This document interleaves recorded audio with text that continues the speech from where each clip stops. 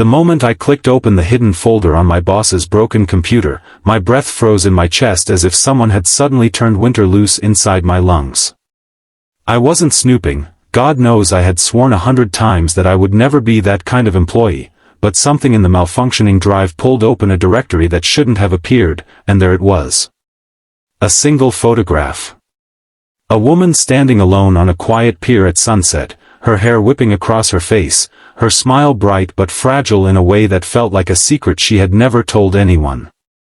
And when I realized that the woman in the photo was my boss, a woman whose sternness could stop an entire office in their tracks, an ache rippled through me, an ache I couldn't explain, rooted somewhere between guilt, curiosity, and a strange, indescribable sadness.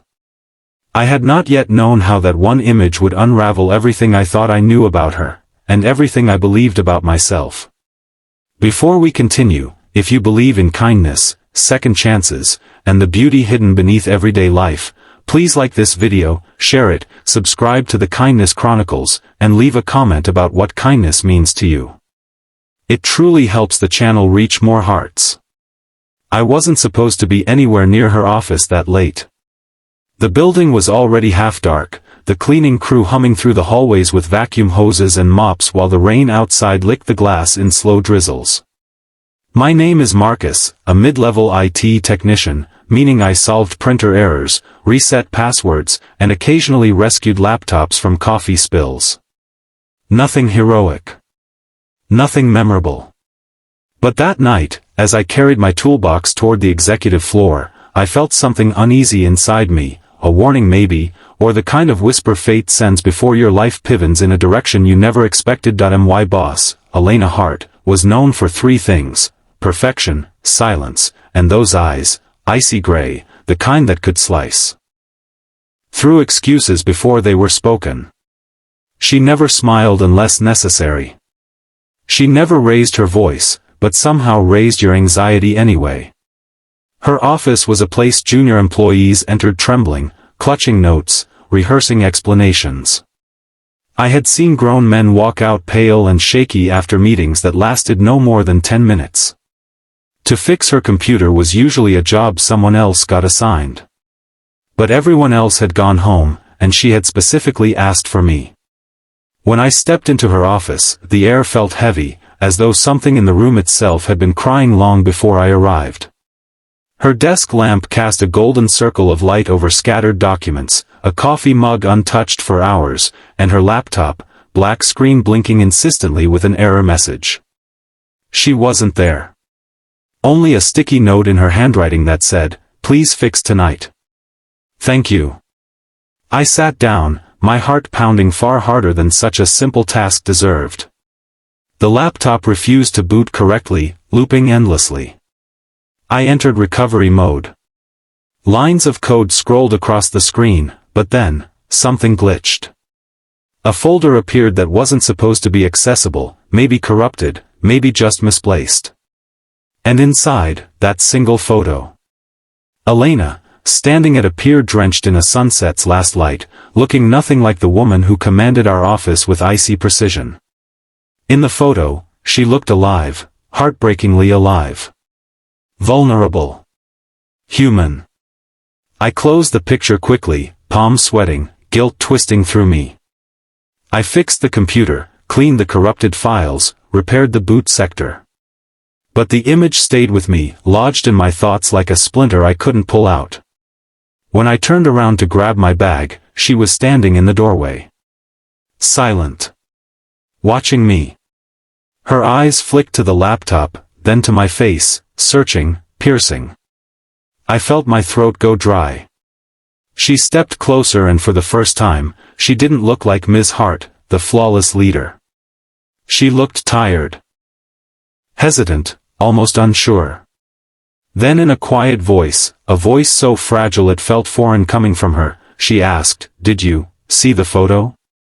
A chill moved through me. I opened my mouth to deny it, but something in her expression, an exhaustion, a plea, made lying feel cruel. "Yes," I finally whispered, bracing myself. She didn't get angry. She didn't reprimand me. She just stood there, fingers nervously twirling the edge of her sleeve. And then she said the words that hit me harder than anything else ever had. "Do you think I'm pretty?" For a moment, everything inside me went numb. I had never heard insecurity from her. Never. She was the kind of woman who looked like she walked through life untouched by doubt or fear. But now her voice trembled as though she were asking a question she had held in for years. I told her the truth, that the woman in the photo was beautiful, not just in looks but in emotion, in the way she seemed to glow with something soft and real. When I said it, she didn't smile. Instead, tears slipped into her eyes, silent and unexpected, like rain falling a second time in the same night. She told me she hadn't taken a real photo in almost a decade. That the picture was from before her life fell apart. Before she became the version of herself the world now saw, closed off, unbreakable, unreachable. She said she didn't know if that woman in the photo still existed. She didn't know if anyone would ever see her again. That I and the silence that followed, something inside me shifted. My view of her, my understanding of her, the boundaries of our worlds, they all changed. In the days after that night, I noticed things I had never noticed before. The way she lingered by windows for an extra second as if looking for something she'd lost. The way she touched her wrist, perhaps where a watch or a bracelet once had meaning. The way she stiffened before entering rooms filled with people, even though she spoke with confidence once inside. Elena began asking for my help more often. Small things at first, technical issues, checking software updates, reviewing security logs. But each time, we talked a little longer. She told me pieces of her past in quiet fragments, like someone afraid to break open completely. She had once been married. She had once wanted children. She had once believed in happiness. But after her husband's sudden death, too young, too fast, too cruel, she buried herself in work, wearing competence like armor. She didn't know how to grieve properly, so she perfected everything else instead. Her marriage had ended not with divorce but with tragedy, and she built her life around avoiding anything that might hurt her again. The woman in the photo was taken during the last vacation she went on with him. And she had not taken a vacation since. I listened because she needed someone to hear her truth. And somewhere in the sharing, her eyes warmed, her voice softened, and she started looking less like a distant boss and more like a person trying desperately to find her way back to herself. Meanwhile, I was struggling too, though in different ways. My own life felt stuck, defined by routines and regrets. I had dreams once, big dreams, but the weight of responsibility, bills, and life's unexpected detours had worn them down. Hearing Elena talk about her pain made me confront my own. I wondered if maybe everyone carried secret wounds, hidden beneath their daily masks. Months passed, and slowly, our relationship, whatever it was, deepened. It wasn't romantic, it wasn't professional. It was something else. Something healing. We helped each other see flaws, fears, and possibilities that had been buried under years of routine and silence. One afternoon, as winter sunlight spilled through the glass walls of her office, she handed me a folder. Inside was a transfer request, promoting me to a department where I could learn, grow, advance. She said she believed in my potential. She said she wanted me to see myself the way she saw me. I didn't know that someone could lift you without touching you.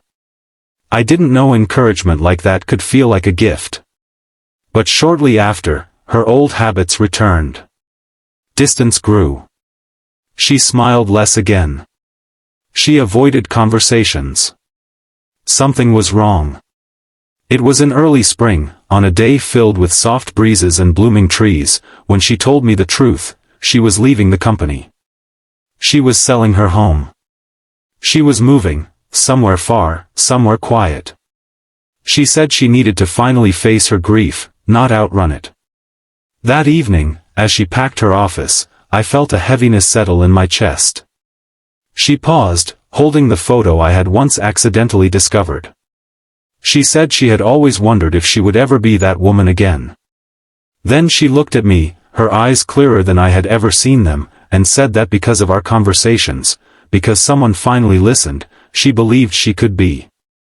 Before she left, she repeated the question she had asked months earlier, except now her voice carried something gentle, hopeful.